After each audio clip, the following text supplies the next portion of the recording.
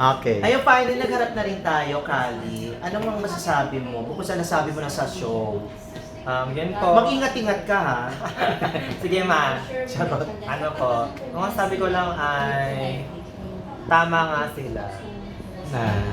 Kumbaga ako lang yung hindi ko alam kung ano sasabihin ko. Oo. Younger version. Sumasalamin ka sa akin. Opo. Pero parang nakikita ko kasi na parang mas kamukha mo si Vice so nagsisimula.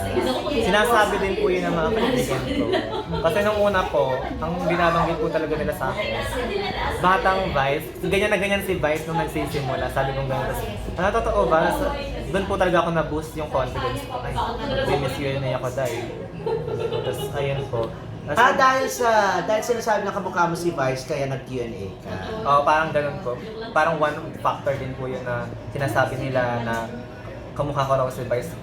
Malay nyo, sabi kong ganyan, baka yan na yung starting point.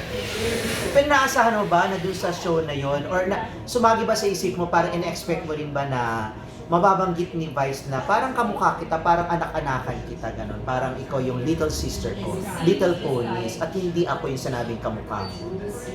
Akala ko rin mababanggit. Yun po, so nag-loading po talaga yung utak ko nun kung sino po si Ray Pumalo. Tapos, sino yung, tapos sabi ko gano'n, tapos after yun, saka ko lang po kayo ginugel.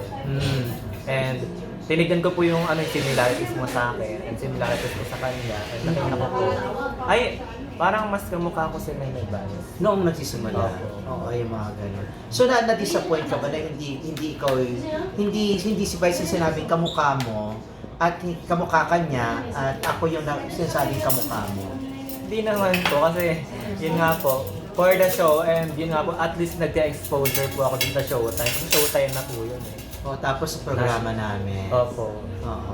Showtime, tapos meron pang Abante. Tapos, nagkaroon pa ako ng exposure dito, kaya thankful po ako sa Abante. Oo. At Ayan, Sky. for the books na yan natin Yes, pa. po. Magsabi ka ng totoo, maganda ba ako? Magsabi ka ng totoo, kung maganda ba ako sa personal. Yes na yes. Kasi napilitan. Digital. Pero ano talaga ang goal mo? Ano talaga yung pinaka-dream mo? Ngayong nagkaroon ka na ng taste sa showbiz, though hindi pa naman mainstream, mga appearance lang, di ba? Ang goal ko po, sana magkaroon ako ng mga, mga... Jowang artist. Hindi! Kionde. Pero gusto ko po magkaroon ng appearance sa mga taping. Gusto ko po maranasan yung lalo na yung role ko, ang role ko yung funny, good vibes, ganyan.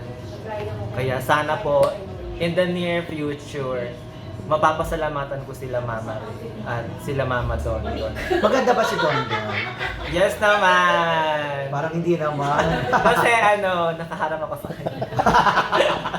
Pero pag nakatalikod, Pwede English lahat ang sagot mo Ay, sa kanya. pwede po? English lahat. Pwede naman English po. only. Go, Ray. Umpisa natin sa umpisa. Nakakabahan ako dito Pero, what kind of role are you intend to do if you were given a chance?